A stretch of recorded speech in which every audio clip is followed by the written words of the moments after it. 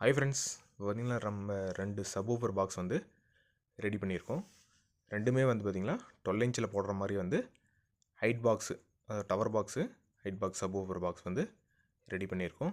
இது full and full பார்த்திங்கன்னா ப்ளைவுட்டில் மைக்கா ஃபினிஷிங்கில் வந்து பாக்ஸ் வந்து ரெடி பண்ணியிருக்கோம்.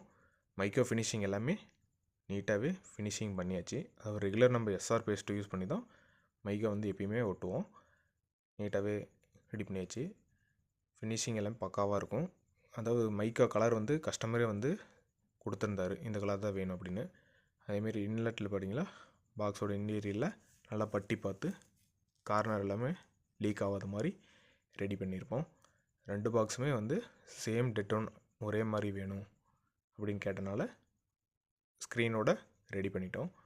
அதேமாரி பார்த்திங்களா, பேக்கிங் பண்ணுறதுக்காக தெர்மோகோல் வந்து வாங்கி வச்சுருக்கோம். அது எல்லா பாக்ஸுமே வந்து இப்போ தெர்மோகோல் போட்டு தான் பேக்கிங் பண்ணுறோம். ஏன்னா டேமேஜ் இதெல்லாம் கொஞ்சம் வெயிட் அதிகமாக இருக்கனால டேமேஜ் ஆகாமல் இருக்கிறதுக்கு, கார்னர் எல்லாமே டேமேஜ் ஆகாமல் இருக்கிறதுக்காக தெர்மோகோலை சுற்றியுமே ஃபினிஷிங் பண்ணி தான் பேக்கிங்கே பண்ணுவோம். இப்போ வர சப்வூஃபர் பாக்ஸ் எல்லாமே பேக் சைடில் வந்து பார்த்திங்கன்னா டபுள் ஏரோல் பைப் கொடுத்துருக்கோம்.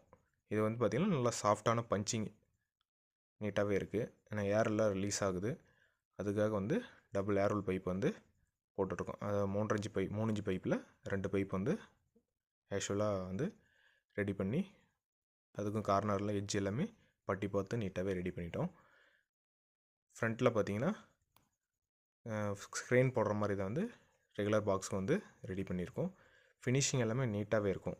மேடு பள்ளம் எதுவுமே இல்லாமல் நீட்டாகவே ரெடி பண்ணிடுவோம்.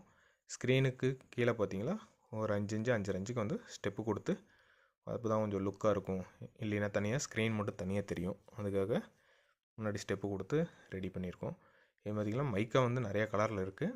நீங்கள் ஆர்டர் ப்ளேஸ் பண்ணும்போது வந்து என்ன கலர் வேணுமோ சூஸ் பண்ணி சொல்லுங்கள், நீட்டாக ஃபினிஷிங் பண்ணிக்கலாம்.